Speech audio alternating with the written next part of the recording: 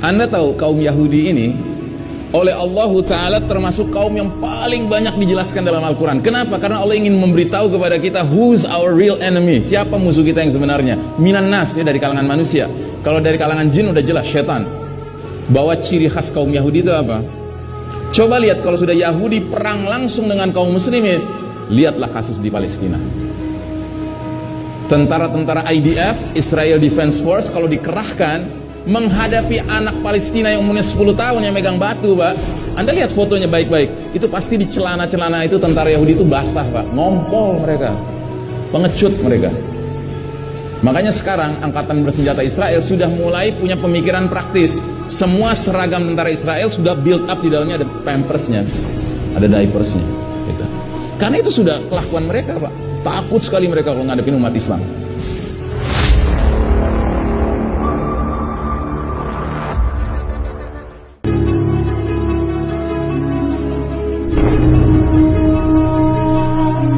Zuhur Al-Mahdi, tampilnya Al-Mahdi, ini kita bicara kepemimpinan, Pak.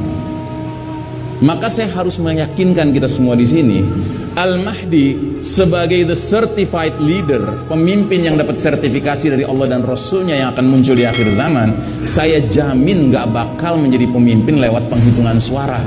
Saya jamin gitu. Kenapa? Karena Allah mau mengajarkan kita, memang pada hakikatnya kepemimpinan dalam Islam itu tidak bisa muncul kalau lewat mengandalkan kotak suara. Nggak mungkin. That's a different thing gitu loh. Itu urusan yang berbeda sama sekali. Kalau kita mencita-citakan punya pemimpin Muslim, tidak bisa dengan cara kecuali cara Islam. You see that? Ya. Ini logika mendasar yang ingin saya sampaikan di majelis ini. Supaya apa? Supaya kita nggak terus-menerus membudayakan, mengawetkan apa yang disebut dengan apa anak-anak muda sekarang PHP, ya, pemberian harapan palsu, ya. Terus terang, Pak, kalau Bapak masih aja gitu menunggu-nunggu munculnya pemimpin lewat aturan main yang mereka rancang. Mereka di sini saya maksud siapa? Ini penguasa babak keempat. Penguasa babak keempat siapa sih? Coba lihat gambar ini, gambar apa nih? Gambar gedung apa? Gedung PBB. Mereka penguasa dunia sekarang. Itu pun penguasa di depan layar gitu loh. Di belakang layarnya siapa? Al-Yahud. Yahudi ini musuh utama kita, Pak. Anda tahu kaum Yahudi ini oleh Allah Ta'ala termasuk kaum yang paling banyak dijelaskan dalam Al-Quran. Kenapa? Karena Allah ingin memberitahu kepada kita who's our real enemy, siapa musuh kita yang sebenarnya. Minan nas, ya, dari kalangan manusia. Kalau dari kalangan jin udah jelas, syaitan.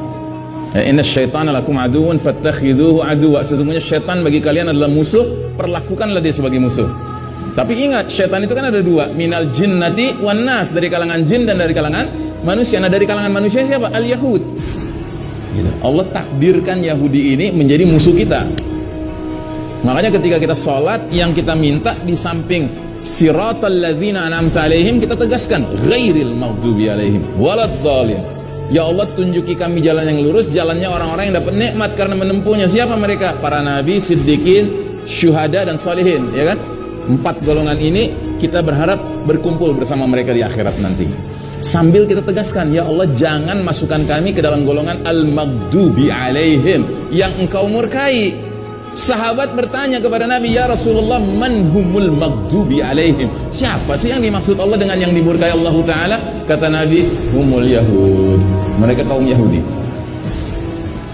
Terus siapa sih yang dimaksud ad-dhalin, yang tersesat itu, yang kita juga nggak mau masuk dalam golongannya? Kata Nabi, humun Nasara. Mereka kaum Nasrani. Makanya Ibnu Katsir dalam kitabnya tentang tafsir surat Al-Fatihah, ketika membahas tentang kaum Yahudi sebagai maghdubi alaihim, beliau mengatakan, kenapa Yahudi itu dimurkai Allah? Li'anna indahumul ilm ma indahumul amal. Karena Yahudi itu ilmunya banyak tapi nggak diamalkan. Sebaliknya orang Nasrani, kenapa mereka dikatakan sesat? Nggak jelas arah tujuannya. Li'anna indahumul amal ma indahumul ilm. Karena orang Nasrani banyak amalnya. Kasih sini, kasih sana, kasih sini, kasih sana, ya kan? Coba lihat slogan mereka utamanya apa? Kasih, ya kan?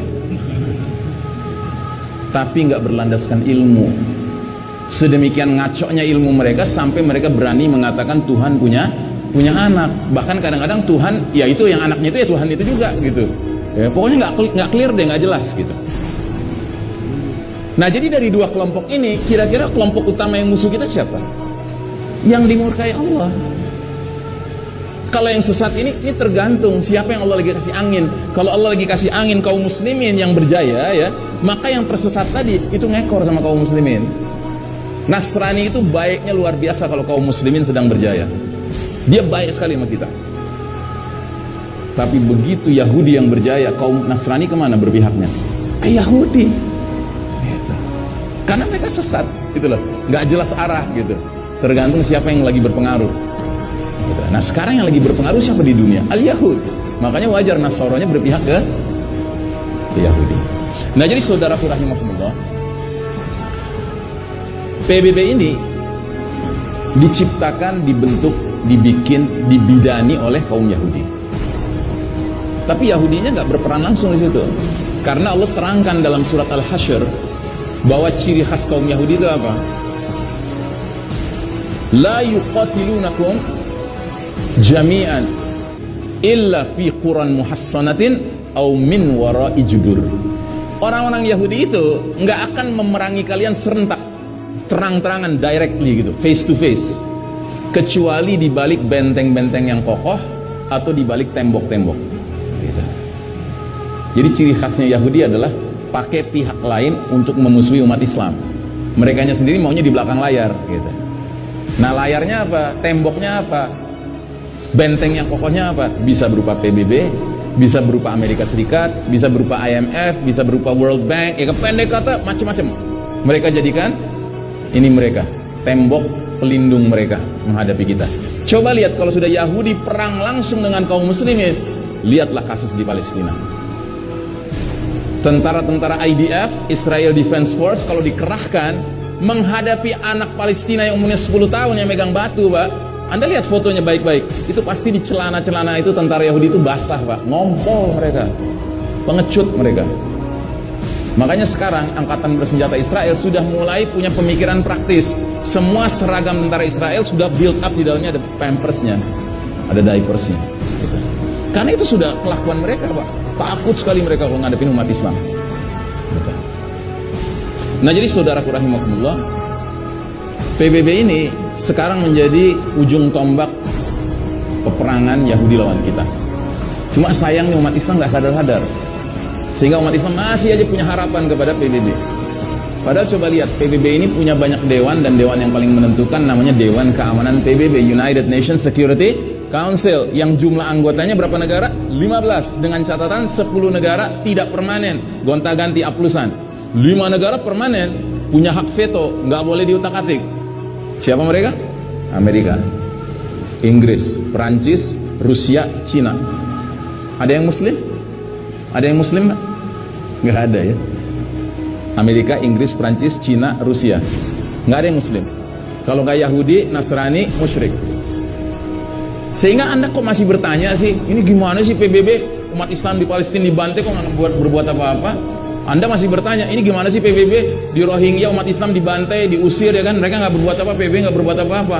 Ini gimana sih PBB, masa di Cina ada komunitas muslim terbesar Uighur namanya, provinsi di Cina, kalau bulan Ramadan nggak boleh puasa di bulan Ramadan, kok PBB diam aja?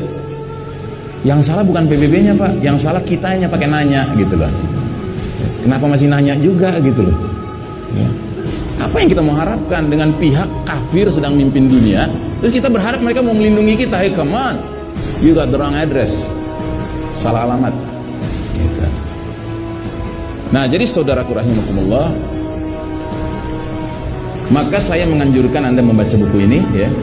Dan buku ini di dalamnya menggambarkan kronologi perjalanan 10 tanda besar itu. Pertama ad-dukhan, menyelimuti planet bumi. Dan kalau Anda masih ingat, dukhan ini disebabkan oleh apa? Ya, hantaman keras dari langit ya. Dalam Al-Quran surat ad-dukhan ayat 16, Allah menggunakan kalimat yauma nabtishul batsyatal kubra inna muntaqimun. Ingatlah hari ketika kami menghantam mereka dengan hantaman yang keras, sesungguhnya kami adalah pemberi balasan. Jadi batsyatal kubra ini, hantaman keras ini akan menyebabkan dukhan. Dan hantaman yang keras ini dari mana? Dari langit.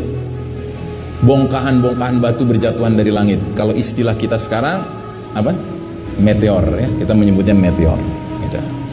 Nah, jadi meteor ini akan menghantam planet kita ini, lalu menimbulkan ledakan yang sedemikian besarnya sehingga muncul kabut asap kayak bom atom, bom nuklir, tapi kekuatannya beratus ribu kali lipat daripada bom atom. Maka kabut asapnya akan menyelimuti seluruh bumi ini 40 hari 40 malam, kata Nabi. Dan kalau ini sudah terjadi, maka akan ada dampak-dampak serius yang terjadi pada kita, yaitu pertama akan terjadi vast continental landslides, pembenaman bumi skala benua. Makanya setelah Dukhan langsung terjadi pembenaman bumi di timur dan di barat. Jadi kalau kita boleh gambarkan kira-kira kayak ginilah. Pembenaman bumi di timur tuh mencakup wilayah seluas ini. Ngomong-ngomong, ada satu peta yang kita kenal ya. Ini. Ya. Makanya sekali lagi saya ingatkan, nggak usah teriak-teriak harga mati. Harganya terserah Allah. Kalau kata Allah harganya lumayan, bertahan di atas permukaan air. Tapi kalau kata Allah nggak ada harganya, iya berbenam gitu loh. Ya, ingat itu. Yang nggak ada hadisnya Nabi teriak-teriak Mekah harga mati, nggak ada. Gitu. Maka kenapa kita harus teriak-teriak hal itu? Ya. Yang harga mati buat kita apa? Iman, Pak. Itu harga mati. Makanya iman ini kalau harus kita pertahankan sampai ke derajat kita hijrah, apa boleh buat? Apa boleh buat? Gitu. Tapi jangan dibalik, Pak.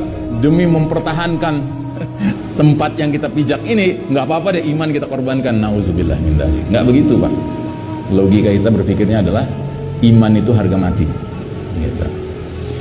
Nah, pembenaman bumi di timur meliputi wilayah yang sangat luas. Pembenaman bumi di barat juga meliputi wilayah yang sangat luas. Karenanya nanti daratan itu sisanya nggak terlalu banyak lagi. Ya, tinggal Jazirah Arab, wilayah Syam, Persia, Rum, ya Rum itu Eropa, ya kan, kemudian Khurasan, wilayah Asia Tengah, kemudian Mesir, ya Afrika masih ada, ya kan. Tetapi kita nggak menemukan dalam peperangan-peperangan yang dipimpin Al-Mahdi nanti sebutan negeri-negeri seperti Amerika nggak disebut-sebut, Cina nggak disebut-sebut, Indonesia nggak disebut-sebut, Jepang nggak disebut-sebut, Filipina nggak disebut-sebut.